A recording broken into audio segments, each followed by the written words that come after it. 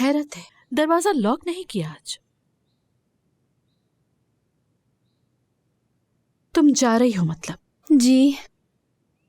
तुम्हें मुबारकबाद हरगिज नहीं दूंगी क्योंकि तहसीन के मना करने के बावजूद उस आदमी के साथ काम कर रही हो। ठीक है अम्मी जान, आपकी मर्जी। जानबूझ के कर रही हो ना तुम ये सब। उस गुजरे हुए वक्त को भूल चुकी हो जब तुम्हारे बाबा ने हमें छोड़ दिया था।